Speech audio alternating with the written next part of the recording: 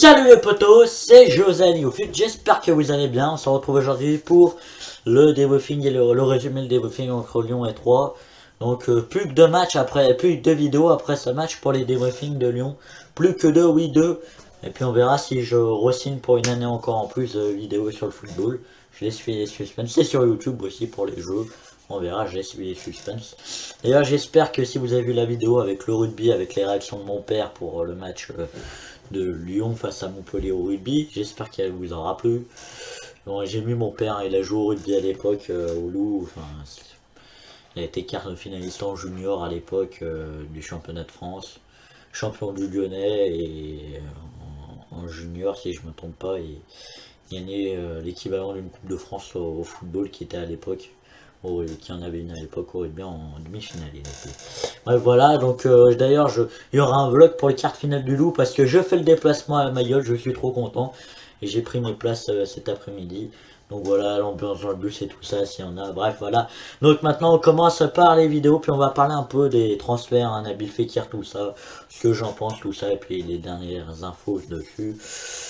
Bon, ça va un peu dévier sur des trucs que je vais vous dire, un peu politique, hein, je vous cache pas.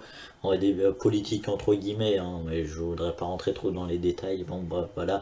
On découvre, vous connaissez comment ça va se passer, les buts avec mes commentaires par-dessus, les, le- les compos, d'abord les buts, les statistiques et les statistiques de l'homme du match, soit sur les derniers matchs, soit sur le match. Bon voilà, on verra bien tout ça les amis.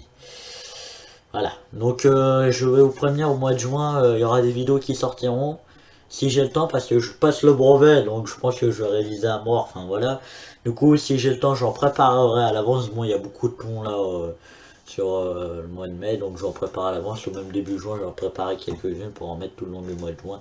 Des vidéos sûrement de jeux, ou peut-être le rugby, du coup il y aura le vlog tout long. Bon, si le Loup va plus loin, au Stade de France le 2 juin prochain, on verra. Moi je pense que j'irai. Peut-être, bon, on va pas rentrer dans les détails, peut-être la demi-finale ou pas, un stadium du top 14 si Loup y va. Sûrement que j'irai. Parce que mon père c'est son rêve depuis qu'il est gosse d'aller voir le Loup gagner le championnat. Donc voilà les amis.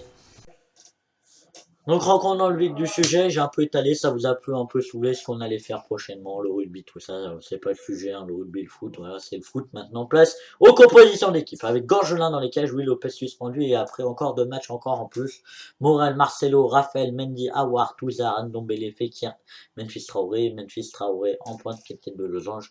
Et pour nos amis maintenant troyens avec Zelasny dans les cages, désolé si je prononce mal les noms, dites-le moi si vous le savez, eux. Pour Zelensky par exemple. Girondin, Erel Traoré, Cordoval, Belugu, ouais, je sais pas comment ça se prononce, Azamoum, ça aussi, Walter, Pejic, je sais pas comment ça se prononce, Yann et Granzir. Granzir, un très bon joueur, assez jeune si je me trompe pas. Bon, Lyon, un gros bras avec Rassiopi, c'est la première fois qu'il est dans le groupe avec Lyon, il me semble. Diakabi, Ferry Cornet, Marcel Tété Dia, je vous laisse mettre Pipo si c'est trop court et regardez le bon troyen. Donc voilà les amis, parce qu'après ça fait trop long. Donc les amis, maintenant qu'on a vu les compositions d'équipe, on va passer à regarder les buts et dire ce que j'en pense du match. Et puis bon, il y aura un petit part après ce que j'en pense du match hors but, parce que ça va être trop court autrement. Voilà les amis, on regarde tout ça. Donc voilà les amis, donc le match c'est ce que j'ai pensé, 3, hein, comme beaucoup d'équipes maintenant face à Lyon, joue la défense, ne sort pas. Mais Lyon a dû, on va dire, après 25 minutes, ils ont dû prendre, pour pouvoir rentrer dans le match, ils sont rentrés dans le match à peu près après 25 minutes. Quand je voyais Lyon comme ça, je me suis dit quand même, au bout d'un moment, ils vont rentrer dans le match. Et quand j'ai vu qu'ils commençaient à être dangereux, je me suis dit, ah ça y est, là, ils sont rentrés dans le match. Et puis ça a été vite 3-0 à la fin, bref, voilà. Et bon, après, Lyon a eu des difficultés dans ce match. Mais bon, voilà. Avec un doublé de Traoré. Bon, Traoré, on en reparlera après. Pour moi, c'est l'homme du match. Après, on parlera de Fekir aussi. Donc, Lyon, un bon match encore. Ça fait la 8e victoire, si je me trompe pas, consécutivement.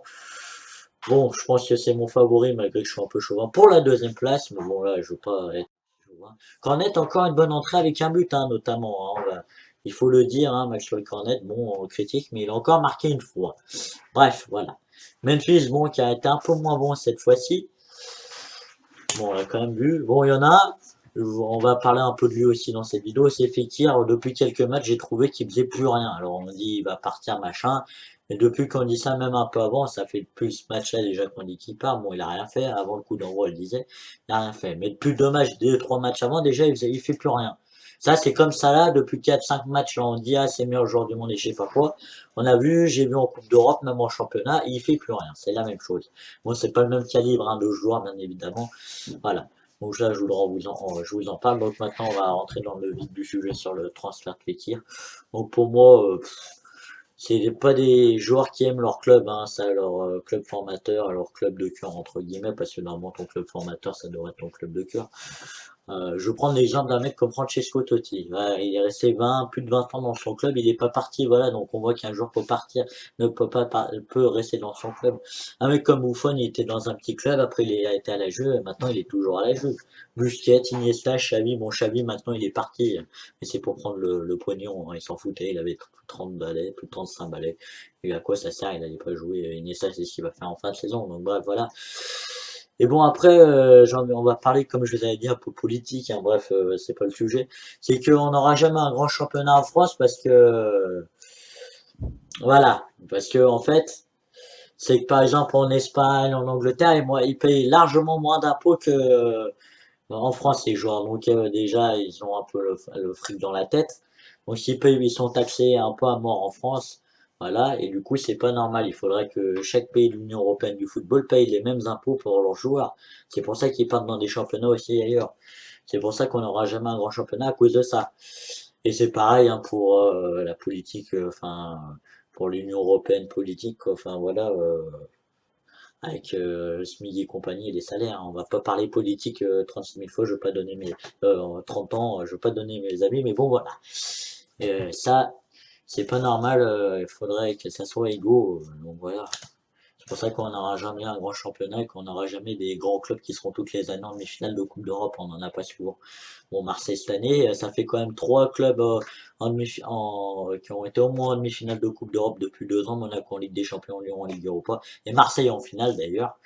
Voilà. Bon, pour moi, ils ont été avantagés, le but n'y est pas, hein. Il y avait corner et puis il faut arrêter avec les pénaltys à la 87e minute et je sais pas quoi, bref, voilà. Bon, on va parler de l'OL, hein, 8e victoire. Bon, Mariano Diaz est rentré, mais on l'a pas vu énormément, hein, bon. Bruno Genesio nous énerve un peu avec, pour moi il m'énerve, il faut un gaucher à droite pour qu'il rentre avec son pied droit, un droitier à gauche pour qu'il, avec son pied gauche, un droitier à droite, à gauche pour qu'il rentre avec son pied droit, c'est bon, il nous embête. Il y en a un qui fera des frappes croisées où il a qu'à savoir tirer à gauche. Voilà. Bon, je préfère Mariano Diaz, malgré que Traoré est pas mauvais en ce moment, malgré qu'il met pas mal de buts de raccro. Mais bon, voilà. On va voir après ça, avec les 7 de l'homme du match, c'est Bertrand Traoré. Pour moi, bon, je vous saoule peut-être un peu, mais bon, voilà. Quoi. Lyon est mon club de cœur, Lyon est mon favori pour finir deuxième. Même les journalistes, quelques-uns nous disent, par exemple, Geoffroy Garetti hier au Late Football Club, parce que j'écoute beaucoup d'émissions de football. D'ailleurs, au moment que je ferai la vidéo là que je tourne, Paris est en finale de la Coupe de France face aux Derby. Je suis anti-Parigo, si vous ne le savez pas, je vous le dis. Bref, voilà. Je reconnais quand une équipe est bonne. Ils gagnent que 1-0. Pour l'instant, la prophétie continue comme ça, qui est un club qui est non professionnel, amateur du coup, ne perd que soit d'un but d'écart, soit au tir au but quand ils vont en finale de Coupe de France. Bref, voilà, on va pas rentrer dans ces détails. Donc maintenant, on va regarder les statistiques de ce match. Donc les amis, les statistiques, 55% de possession de balle à 45 pour Lyon, 55 pour Lyon, tir 16 pour Lyon, 13 pour nos amis troyens, cadré 5 pour Lyon, 4 pour 3, donc un match assez équilibré sur les stats, 3 tirs d'écart, malgré que Lyon a quand même dominé au terme de la possession et tout ça, bref. Donc maintenant, coup franc, on s'en fiche un peu. 13 pour nos amis troyens avec 16 pour nos amis lyonnais, si je ne me trompe pas. Désolé si ma tête se baisse un peu, c'est que je regarde sur mon ordinateur en même temps que je tourne la vidéo. Bref, corner Laissez-moi regarder. Corner. 11 pour 3, 6 pour Lyon, si je me trompe pas. Passe 469 pour Lyon, 361 pour 3. Carton jaune, il y en a eu 2 pour 3. 2 pour Lyon. Faute, 9 pour 3. 9 pour Lyon. Voilà les amis. Les, les stats de l'homme du match. Alors Traoré, oui, c'est sur les 5 derniers matchs avec l'OL, 6 buts, une passe D, c'est tout ça en joueur attaquant pointe. Bon, il y a beaucoup de buts de Racro, mais bon, on peut pas dire que cette fois-ci, là maintenant, le dernier match, il a marqué son but, c'est des buts de Racro. Un but de la tête, ok, bon, bref, voilà. Très bon, bon, c'est peut-être son nouveau poste qui est peut-être mieux en attaque en pointe qu'en ailier. C'est comme Memphis, peut-être il a moins à faire les efforts défensifs. Bon, lui, Rochin un peu moins à faire les efforts défensifs. En voyant en début de saison qu'il se donnait à mort. Après, il a un peu baissé dans son jeu. Et je trouve que c'est quand il veut qu'il joue bien. Ouais, alors on va me dire pourquoi tu dis ça, machin. Parce qu'il y a eu des matchs, on se demandait et on le voyait pas. Et il y a des matchs où on va voir sur un éclair de génie, il va marquer un but. Comme à l'époque Memphis, et maintenant Memphis, en ce moment, on le voit beaucoup, à part au dernier match. Depuis les 1 an et demi avant qu'il se révèle là, depuis les, allez, on va dire les 3 derniers mois, allez, 1 an quoi, enfin voilà, si en éclair de génie, il allait vous mettre un but, mais après il allait te rater une occasion en or. C'est comme Bertrand Traoré en ce moment, un peu comme Cornet aussi, mais Cornet qu'on rate beaucoup trop, encore plus que tout cela. Bref, voilà, donc c'est les stats de l'homme du match, avec un doublé, encore, des buts. Je pense qu'il va atteindre la barre des 15 buts. Hein. Ça sera le seul club français depuis 40 ou 50 ans ou qui met que 4 de leurs attaquants mais 15 buts en championnat. Voilà, déjà c'est le premier club depuis 40 ou 50 ans en France que 4 de leurs attaquants marquent au moins 10 buts. Voilà, donc je vois pas comment il pourrait ne pas mettre de but vu dans la dynamique qu'il est aussi. Voilà, les amis, voilà, cette vidéo est maintenant terminée. Bon, j'étais en tenue décontractée. Décontractée là, aujourd'hui je suis pas sorti de chez moi. Je suis en tenue décontractée, bref, voilà. C'est pour ça que j'ai un t-shirt classique non uni. J'avais pas envie de mettre des habits. Enfin, tiens, un polo, un machin. Donc voilà, les amis. J'espère que cette vidéo vous aura plu. Mettez un maximum de likes, abonnez-vous, commentez la vidéo. Salut! Et n'hésitez pas à aller voir la vidéo sur le rugby. D'ailleurs, je vous mettrai peut-être le lien en description.